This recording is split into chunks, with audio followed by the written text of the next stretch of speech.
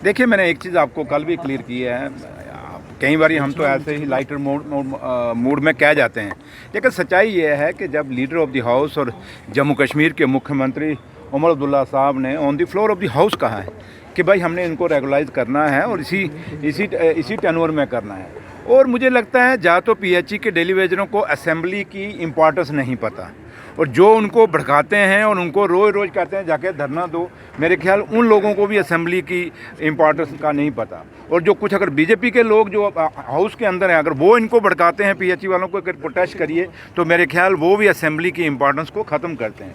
वरना इतिहास ये रहा है कि पार्लियामेंट के अंदर और असेंबली के अंदर जब भी कोई बात लीडर ऑफ द हाउस या चीफ मिनिस्टर या प्राइम मिनिस्टर साहब कहते हैं तो उसको देश और स्टेट मानती है।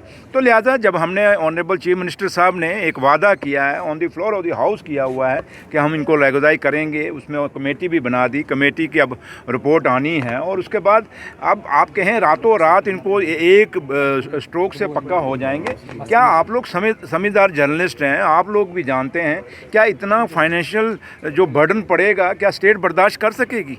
क्या स्टेट ये इतना सैलरी का अभी अगर ये 5,000 करोड़ का स्पेशल असिस्टेंस की अगर हमें दिल्ली की गवर्नमेंट मदद ना करती, तो मुझे नहीं लगता कि ये जो मुलाजिम ऑलरेडी आपके लगे हुए हैं ये इस मार्च की उनको सैलरी मिलती। ये तो आप लोगों को पता है सब कुछ। इसलिए मेरे ख्याल आपको भी कुछ बातें उनको क्लियर करनी चाहिए पीएचई डेली वेजर्स को। और पीएचई के जो डेली वेजर्स हैं उनकी या तो लीडर इमेच्योर है, उन लीडरों को पता ही नहीं है। मैं खुद एक ट्रेड यूनियन लीडर रहा हूँ, और नेगोशिएशन जब चलती है तो नेगोशिएशन में बात का हल निकलता है। रोज़ रोज़ ये प्रोटेस्ट करना, रोज़ रोज़ आप लोग भी जब सवाल पूछते हो, तो मुझे लगता है आप मुद्दा जो इतना बड़ा जनरल मुद्दा है जिनके साथ लाखों फैमिलियाँ जुड़ी हुई हैं, आप उस मुद्दे की इम्पोर्टेंस को ख़त्म करते हैं, उनकी डिमांड की भी इम्पोर्टेंस कम होती है। तो लिहाजा जो हमने वादा किया है और जो वादा ऑनरेबल सीएम साहब ने on the floor of the house किया हुआ है, वो वादा हम निभाएंगे। और डेली वेजर खाली पीएचई के नहीं, डेली वेजर जिस डिपार्टमेंट के अंदर हैं पूरी लिस्ट सरकार के पास है, उनको हम रेगुलाइज करेंगे, ये वादा हमारा। देखिए कि आप एक तरफ नवाज सूब की सिक्योरिटी विड्रा कर रहे हैं, दूसरी साइड आप ऑनरेबल एमएलए के स्कॉट विड्रा कर रहे हैं, उनकी सिक्योरिटी को कट शार्ट कर रहे हैं। मेरी खुद की भी सिक्योरिटी उन्होंने कट शार्ट की है।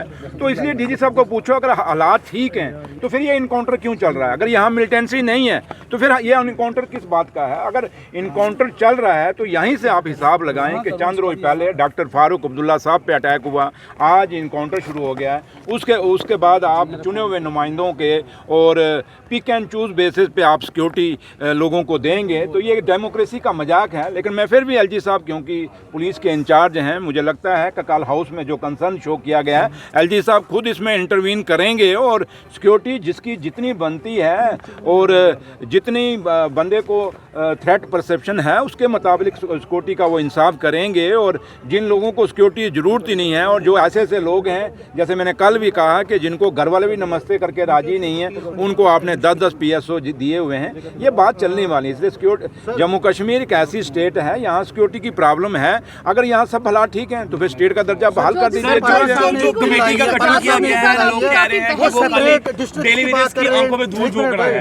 अब मैंने डेली वेजर पर बोल दिया है। चौधरी साहब, कल सजाद उनके साथ सिक्योरिटी को लेकर बहुत आपकी तीखी नोकझोंक जो है वो हाउस में देखने को मिली, और बाहर उन्होंने कहा कि सुरेंद्र चौधरी सिक्योरिटी स्पेशलिस्ट थोड़ी ना है। देखिए, सजाद लोन साहब किस फादर का बेटा है, किस बाप का बेटा है? वो लोन साहब, बड़े लोन साहब जो जम्मू कश्मीर के लिए शहीद हुए, उन्होंने हमेशा जम्मू कश्मीर की आवाज़ को उठाया। ये उन्हीं को आगे रिप्रेजेंट करता है, उनकी डायनेस्टी को रिप्रेजेंट करता है। और जो लैंग्वेज सजाद लोन बोलता है, ऐसे लगता है कि कोई गली कूचे से कोई आया हुआ लीडर है। मुझे बड़ी शर्म आती है जब सजाद लोन जो सजाद लोन हैं, जो उनके फादर हैं, उनके लिए मेरे दिल में बहुत इज्जत है, लेकिन सजाद लोन जो विरासत वोट उनके नाम पे लेता है, लेकिन जुबान उसकी पता नहीं कहाँ से, कहीं बाहर से आती है।